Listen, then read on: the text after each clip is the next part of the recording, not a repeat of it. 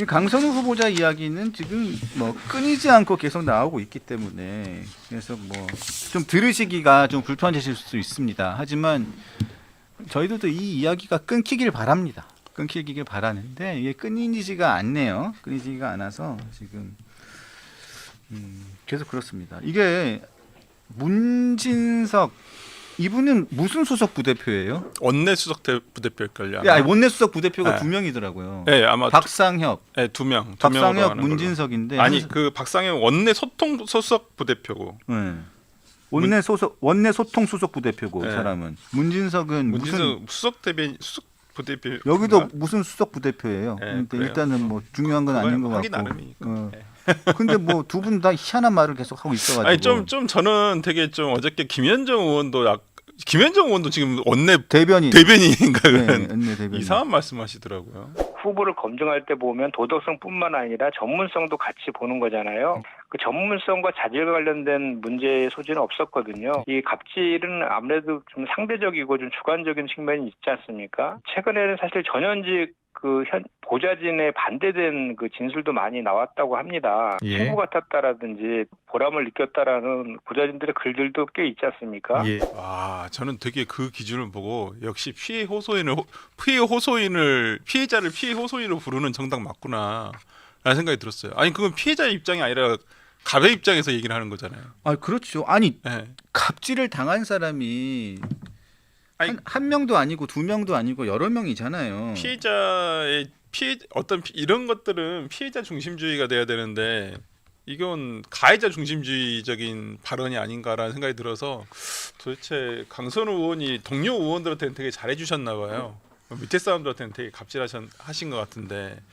근데 잘하기는 되게 잘해요. 저도 왜냐하면 국회의원 강선우 후보자가 국회의원 되기 전에 저도 민주당 출입을 잠깐 했었는데 저는 뭐 크게 인연은 없었는데 인사 정말 깍듯하게 하고 싹싹해요. 예, 뭐 그런 건 있더라고요. 그런 건 있었는데 그렇다고 해가지고 갑질이 용서돼서는 안 되는 거 아닙니까? 그러니까 오히려 밑에 네. 사람들한테 왜 그렇게 못하지? 윗사람이나 이렇게 옆에 계신 분들한테는 잘 하시는 것 같은데 오히려 지금 이분은 이제 누군가에게 일을 시켜야 되는 자리에 올라가신 거잖아요. 네. 그런데 이제 이런 본인의 어떤 부하 직원들에 대해서 이렇게 그런 인식 자체가 저는 문제라는 거예요. 사람들이 생각하는 것은 이 사람의 갑질도 문제라고 생각을 하지만은 평소에 이 사람은 자기가 같이 일을 하는 아니면 자기가 일을 시켜야 되는 사람들한테는 이런 인식을 그냥 뭐 쓰레기 갖다 버려주세요 이렇게 하는 거에 대해서도 당연하다 생각하는 그러한 인식이 굉장히 문제다라고 생각을 하시는 분이라서 글쎄요. 그러니까 참 원래 자기 주변과 자기랑 같이 일하는 분들에게 더 하는 모습을 보고 사람의 됨됨이를 판단하는 건데 진짜 저는 어떤 동료 의원들이라든지 정말 뭐 이재명 대통령의 그 김혜경 여사를 꼭 껴안으면서 선거운동 기간에 정말 그런 모습이 너무 가식적으로 느껴지더라고요. 예. 근데 보면요, 자 민주노총도 저는 이런 경우는 자주 못 본 것 같은데 민주노총이 검증되지 않은 정치적 안배 인사다 지명 처리하라고 민주노총까지 강선우 후보자를 지명 처리하라고 얘기했고 참여연대부터 다 지금 얘기를 했어요. 그런데도 밀고 가겠다.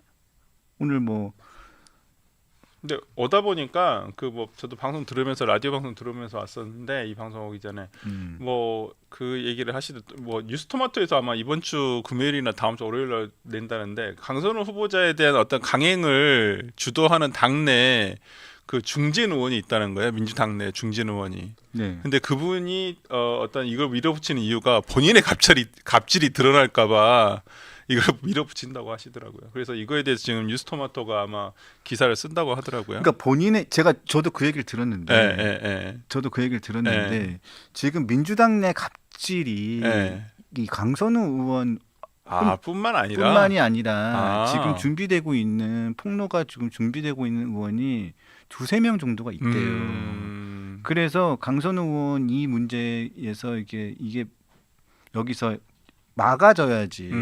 이게 뚝이 터져버리면 바보들 아니에요? 제2의 제3의 나올 거라고 생각을 해서 한다는 그런 것 같은데 여기서 강선우 후보자에서 이게 매듭이 잘 지어져서 여기서 사퇴를 해야지 그 다음 게 안 나와요. 그렇죠.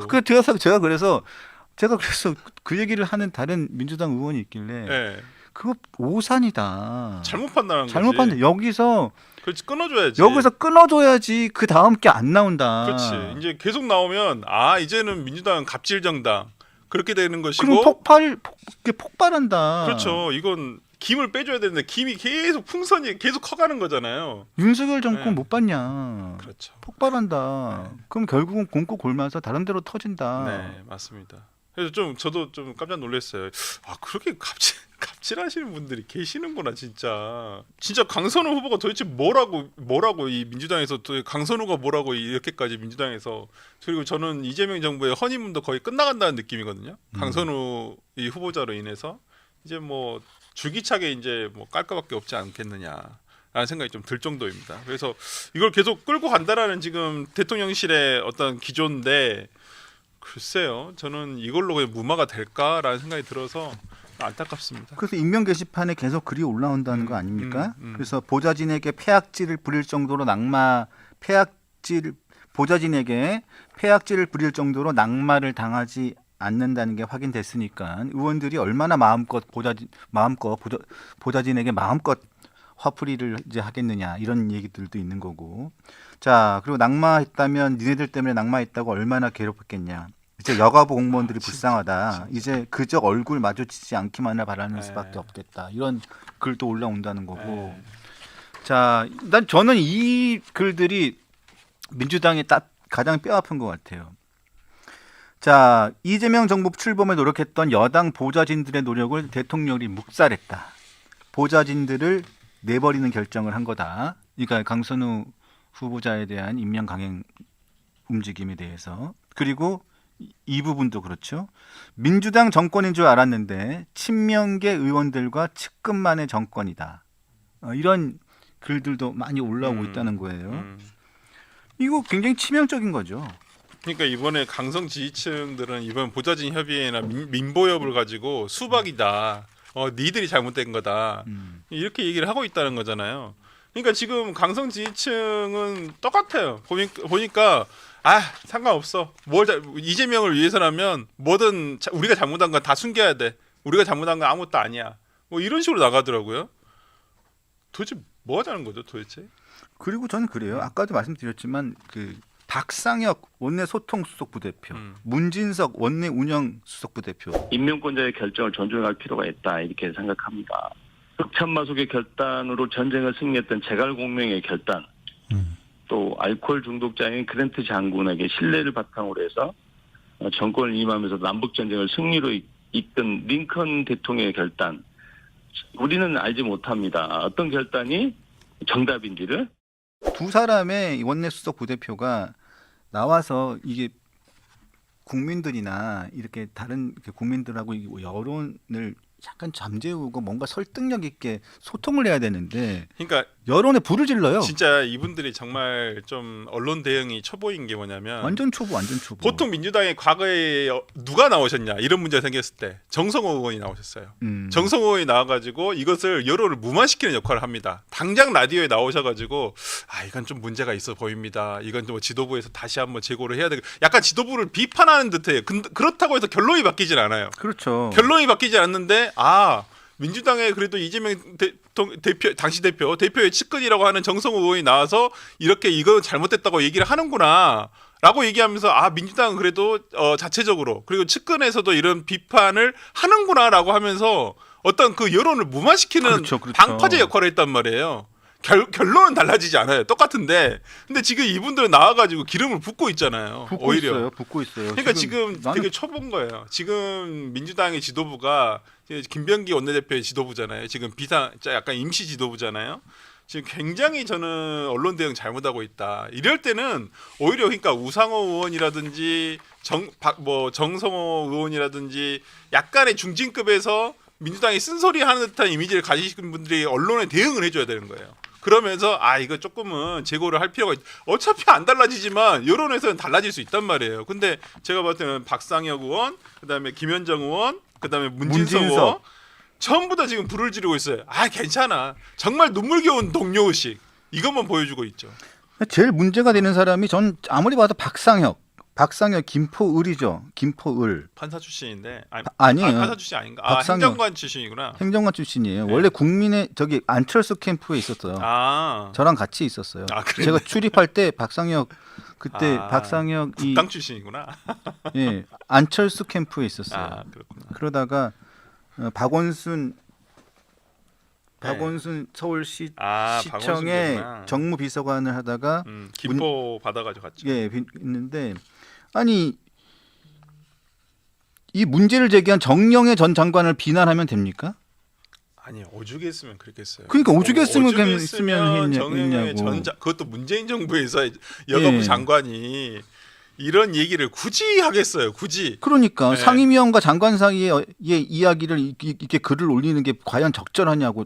이렇게 실드 칠 걸 실드를 쳐야지. 이거는 말이 안 되는 얘기고요. 저 같았으면 그렇게 했을 것 같아요. 정말 전임 장관으로서의 어떤 그 다음 장관에 대한 정말 그 깊은 우려, 정말 뼈 깊숙이 정말 새기겠다. 그리고 이러한 비판도 잘 새겨서 앞으로 더 이재명 정부가 성공할 수 있도록 더 노력을 하겠다. 이 정도로 하면 되잖아요. 근데 이렇게 얘기하면 뭐 도대체 뭐가 되는 겁니까? 그러니까 이러면 진짜 제가 정말 왜 그걸 전 정부 탓이라고는 지금 뭐 이재명 정부가 안 합니다만은 전 정부를 좀 보시라니까요. 윤석열 정부가 실패한 원인이 뭐에 있는지, 윤석열 정부가 왜 실패한지 아세요? 뭐 여러 가지 원인이 많죠. 제일 문제는 윤석열 전 대통령이었고. 근데 거기에 가장 큰 문제점은 자신을 뽑아주고 자신을 지지해준 세력을 처음부터 쳐내가고 거예요. 뭐 이준석도 쳐내. 그 다음에 뭐 해병대 사건으로 해서 군대라는 어떤 전통적인 안보 세력 거길 쳐내. 그 다음에 의사 어떤 전통적인 보수 지지층 직업군이잖아요. 거기를 쳐내. 나중에 보면 하나도 남지 않는 거예요. 자기를 대통령으로 만들었던 전 세력이 지금 똑같은 겁니다. 같은 진영에 있는 전임 장관이 정말 깊은 우려에서 얘기를 한 거예요.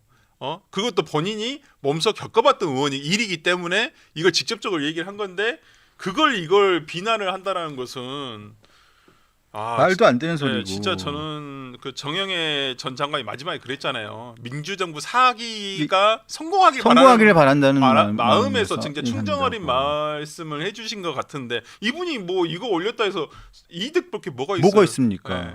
근데 걷어가게 해놓고 그 사람이 문제다. 이 문제 제기를 한 전 장관이 문제다. 이렇게 얘기를 하면 도대체 강선우 후보자도 더 이상한 사람이 되는 거고 본인이 더 이상한 사람이 된 거예요. 그러니까요.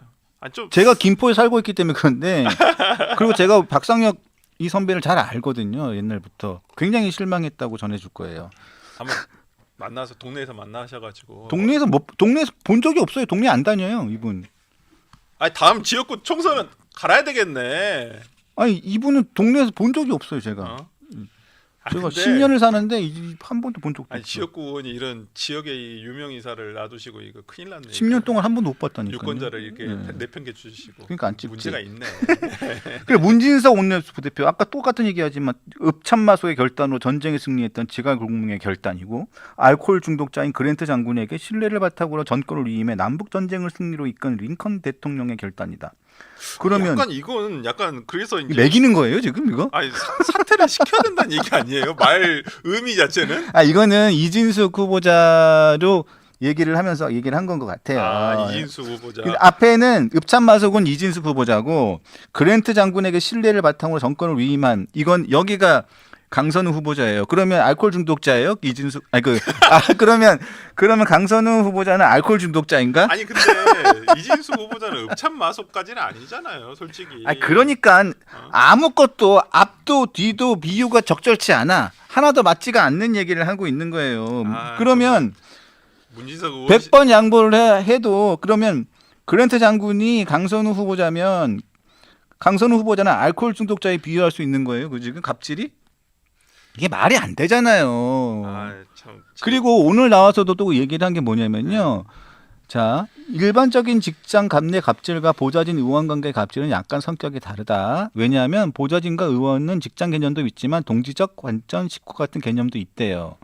그래서 서로 관계가 원만하지 못할 경우에 이게 갑질로 바뀔 수 있는데 여기서 그 다음이 되게 중요해. 자발적인 마음을 갖고 하는 보좌진이 있대요. 그래서 여기를 직장이라고 생각하지 않고 우리 의원과 나는 동지적 관계다라고 생각하는 보좌진이 있어서 이건 갑질이 아니래. 이게 말이에요, 방구예요. 아니, 그러니까 그래가지고 나는 우리 의원과 나는 동지적 관계고 내가 관계라고 생각하기 때문에 자발적인 마음을 갖고 내가 치킨 뼈도 발라주 내가 분리수거도 해주고 변기 수리도 해준다는 얘기예요? 이게 뭔 말인 거예요, 도대체? 그러니까 문진석 의원실에서 과거에 보좌진으로 일했던 친구를 제가 알아요. 제 후배인데 지금은 문진석 의원실 나와서 다른데 김병기 의원실, 김병기 원내대표실가 있더라고. 왜 난이도가 높은 데만 가 있어? 근데 문진석 의원은 잘 챙겨줘요. 제가 알기로는 상당히 잘 챙겨줍니다. 네. 보좌진들을 본인도 그렇죠. 본인도 제가 알기로는 보좌진 지역 보좌관 출신인데. 지역 보좌관 출신이어서 그리고 정말 본인의 보좌진들을 제가 문진석 의원님은 잘 챙겨주신 걸로 알고 있어요. 제가 뭐 직접 들은 얘기니까 뭐 그 의심치는 않습니다. 근데 강선우 의원이 본인과 같지는 않았다라는 부분에 대해서 우리가 지적을 하고 있잖아요. 근데 본인의 경험을 비유를 해가지고 얘기를 하시면 그게 설득력이 없다는 거예요. 그러면 그렇죠. 강선우 의원실에서 일을 했던 보좌진들이 얘기한 것들은 도대체 뭐겠습니까? 그러니까 그분들은 강선우 의원 입장에서는 그분들을 동지로 생각하지 않았던 거예요. 한마디로 종으로 생각했대요. 종으로. 그래서 거기에 비애를 느끼시고 그렇게 나가셨던 거예요. 거기에 대해서 어떻게 이렇게 실드를 치셔, 뭐 같은 의원, 동료 의원이었으니까 실드는 쳐줄 수 있겠습니다만은 어떤 지금은 그냥 단순히 하나의 개인의 의원이 아니잖아요. 민주당의 지금 원내 지도부의 일원으로서 얘기를 하시는 거라고 한다면 조금 더 넓게 얘기를 할 필요가 있다고 보이는데 일단 메시지 담당부터 바꾸세요. 이거 메시지가 이렇게 나오면 되겠습니까? 진짜로. 내 후배가 메시지를 잘 썼는데. 누구요? 있어요. 누구요? 김모 보좌관이라고 그 친구가 메시지 담당하는 친구인데 지금 이제 나가가지고 지금 김병기 원내대표실로 갔다고 얼마 전에 전화가 왔더라고요. 그래서 그래 또 고생하러 갔구나. 내가 그 얘기지. 자, 그리고 또 인사 하나가 있었죠. 인사가 또 재미있는 인사가 있었는데 참 이거 이 인사도 진짜 좀 말이 안 된다고 생각을 해요. 뭐 정권을 잡았으니까 여러 인사를 할 수 있습니다만 네. 최동석 인사혁신처 처장, 김의겸 새만금 개발청 청장 이거 너무하지 않습니까? 저는 최동석 그 인사혁신처장을 보면서 뭐 저는 딱 진짜 약간 이게 데칼코마니가 생각나더라고요. 지난 정부에 그분이 또 생각났어요. 인사 부분에 있어서 인재개발원장 김채환 씨. 그렇죠. 유튜버. 네, 유튜버. 예. 이분과 그분의 공통점. 용비어천가를 주구장창 부르짖었다는 거예요. 하늘이 내리신 분이라고. 그분도 똑같았거든요. 이재명 대통령은 하늘이 내리신 분이라고. 아니 그러지 않으면 인사 쪽으로는 못 가나 봐요. 이게 기본적으로. 저는 정말 그분이 딱 떠오르더라고요. 하늘이 내리신 분. 똑같은 분이다. 자, 그리고 김의겸 새만금 개발청 청장. 저는 뭐 줄 수도 있다고 봐요. 그러니까 워낙 그 전직 의원들에 대해서 이제 정권을 잡으면 이런 차관급 청장 같은 경우는 많이 줍니다. 뭐 줄 수도 있죠. 근데 일단은 사법 처리가 끝나지 않았어요. 이분 같은 경우는 재판 중이잖아요. 네, 본인이 재판 중에 대통령 됐으니까 이런 거는 이런 거는 아무것도 아니죠. 본인이 뭐 그렇게 됐는데. 그리고 약간 보니까 이 좀 그 김의겸 의원이 지금 군산 지역구를 노리고 있습니다. 그러니까 신영대 의원이 지금 재판받고 있거든요. 신영대 현역 의원이 거기서 재판받고 있는데 이게 혐의가 뇌물이에요. 뇌물이어가지고 근데 이게 거의 수사도 거의 된 것 같은. 제가 봤을 때는 제가 아직 뭐 기록 같은 걸 안 봐서 내가 정확하게 모르겠습니다만은 이제까지 보도된 내용에 의하면 쉽게 빠져나오기 어려울 걸로 보여요. 제가 봤을 때. 저도 그렇게 보이더라고요. 그래서 거기 아예 미리 내려가서 선거운동 해라. 제가 봤던 김의겸 의원을 이제 거의 다 이제 배려를 해준 것 같아요. 그래서 듭니다. 군산에 내려가서 어차피 지난번에 경선에서 졌잖아요. 신영대 그렇죠. 의원한테 경선에서 졌었으니까 아예 미리 내려가가지고 찜해서 준비를 하십시오라고 배려를 해준 게 아닌가 싶은데. 민주당의 다른 군산에 내려가고 싶은 사람은 이제 못 내려가죠. 눈독을 못 들이는 거지. 김의겸이 있었다 그러면서. 근데 어차피 지금 한동훈 전 대표가 소송 걸어놨는데 그게 형사 소송은 아니죠. 민사라서 1심은 또 패소를 했어요. 한동훈 대표 쪽이. 그렇죠. 이게 뭐 사실 입증 책임이 좀 부족했다라고 하더라고요. 그리고 어쨌든 간에 이게 그거잖아요. 어차피 국회에서 면책특권 적용될 수도 있죠. 예, 면책특권 사안이라서 일단 그런 부분이 있어서 좀 안타깝기는 합니다. 하여튼 좀 부적절한 인사다라는 부분은 그리고 김우겸 의원 자체가 저는 너무 그 음모론에 너무 그러니까 근거해가지고 너무 의혹 제기만을 하는 스타일. 그러니까 약간 이분이 생각했을 때는 이분이 좀 기자 생활도 오래 하셨잖아요. 근데 제가 봤을 때는 거의 한 8, 90년대 스타일로 하시는 것 같아요. 야당은 무조건 음모적인 의혹을 제기를 해야 돼. 이런 식으로 약간 생각을 하시는 것 같아가지고 지난 의정 활동도 솔직히 그렇게 잘했다라고 저는 생각 안 듭니다. 솔직히 말씀드리면. 그냥 뭐 거짓말 확인되지 않은 얘기들만 계속했죠. 확인되지 않은 얘기만 계속하다가 4년 끝났죠. 네, 뭐. 솔직히 그래서 국회의원으로서 상당히 뭐 일을 잘했다. 저는 그건 좀 no. 그 이재명 정부에 있어서 인사의 쇼타임이 끝난 것 같아요. 이제 보여줄 수 있는 건 다 보여줬다 나는. 예를 들어서 뭐 송미영 농림수산부 장관 우리 진영에서 뽑은 장관은 아니지만 뭐 능력 위주로 해서 성과 위주로 해서 나는 뽑았다. 진영을 통합하는. 그리고 뭐 오늘 사퇴를 했습니다마는 강준욱 어떤 비서관 국민통합 비서관 나는 우리 진영 사람이 아닌 사람도 뽑아서 쓰는 사람이다. 이런 쇼타임은 다 끝났고요. 지금 이제 이루어지는 인사청문회 자리가 아닌 자리들은 오랫동안 본인을 도와줬던 사람들에 대한 완전한 보훈 인사. 그렇죠. 예, 제2부속실장 윤기천 씨, 예, 윤기천 예전 뭐 분당구청장, 분당구청장. 그리고 그 친형 강제 이번에 아마 그 연루가 돼 있으시더라고요. 네. 근데 뭐 일단 무죄는 받았습니다. 네, 뭐 그 과거에 성남시장 시절에 비서실장을 보냈으니까 뭐 측근 그룹이죠. 측근이죠. 네, 그래서 과거 측근. 네, 그런 분들과 이제 민주당의 보훈 인사들.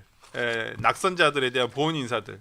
저는 가장 궁금한 게 박용진 의원이 어디로 갈까 그게 제일 궁금합니다. 박용진 의원.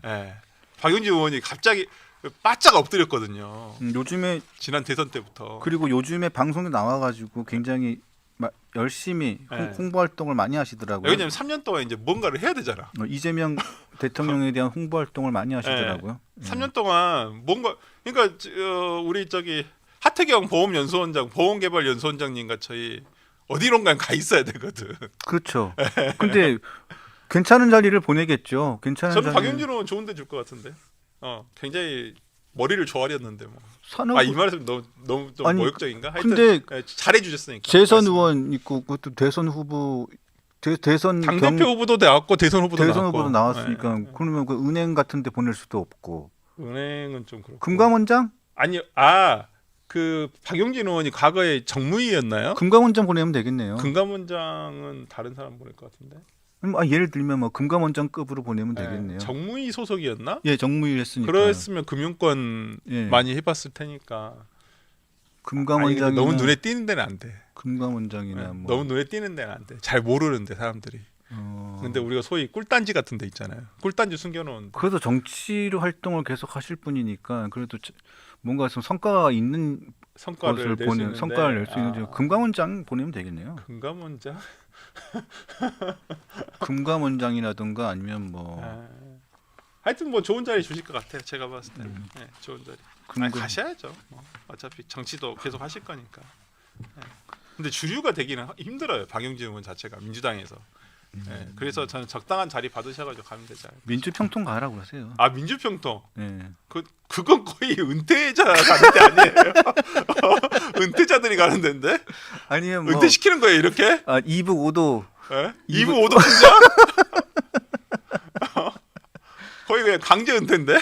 대사로 나갈 수도 있잖아요. 대사 좋다. 네, 대사로 나갈 수도 대사 있죠. 좋다. 뭐 앞에 어디 아프리카 대사 보내는 건 아니죠? 남아공 대사 뭐 이런 거. 모잠비크 대사 뭐 이런 거. 농담입니다. 좋은데 가실 거라고 저는 생각하고요. 좋은데 가셨으면 좋겠어요. 박용진 의원 그래도 그 의정생활 하시면서 그리고 건강도 설암도 걸리시고 지금은 조금 치료를 다 하셨다고 하는데 되게 고생 많이 하셨으니까 조금 지난 총선 때 되게 스트레스 많이 받으셨다고 본인 걱정이나 하세요. 그러니까. 지금 뭐 남 걱정을 해요 지금. 뭐 나야 뭐. 우리 걱정이나 해요. 맞아, 그건 맞아. 우리 걱정이나 우리 해요. 현생이 더 어려워. 우리 현생이 어렵지 뭐 남 걱정이나 해요. 우리 강냉이 여러분들도 이제 뭐 폭염에 힘드시니까요. 너무 밖에 야외 활동. 블랙핑크님이 시리아 대사 좋다고 하시네. 시리아 대사. 티어. 블랙핑크의 티어라는 노래가 있는데 띠어인가요? 호주 특사단으로 가셨다니까 호주 특사 갈 수도 있겠네. 이종섭 호주 대사. 호주 대사 지금 비었네요. 그러면 호주 대사 좋네요. 호주 대사 좋지. 네, 공기도 좋고. 네. 네, 알겠습니다. 네. 아 참 지지율 조만간에 내일이나 MBS 지난주 MBS 안 나왔었죠. 네, 이번 주에 네. MBS 나올 것 같은 지지율이 조금 어떻게 조금 꺾이지 않을까요? 이번 주에 지난주부터 지금 10일 동안 유일하게 계속 이름 나온 사람이 강선우예요. 매일같이 모든 뉴스에. 좋겠어 강선우 의원은. 저는 좀 확 꺾일 것 같아. 확. 확까지는 아니고. 아니 그러니까 확 꺾인다는 게 지금 뭐 추세가 이렇게 좀 이게 보수 진영이 보수 지지자들이 응답을 잘해줘야 되거든요. 근데 지금 전체적으로 갤럽이나 MBS에 보면 그 아예 안 받아요. 네, 응답의 그 비율 숫자를 보면 보수 지지층이 확연히 적습니다. 그렇기 때문에 반대는 보수 지지층이 나오는데 그래서 이렇게 확 꺾이지는 않은 것 같아요. 지금 관여도가 너무 적기 때문에. 여러분 하여튼 좀 뉴스에 좀 관심을 많이 가져주세요. 저도 네. 뭐 뉴스 보기 싫은 마음은 충분히 이해합니다만은 그래도. 네.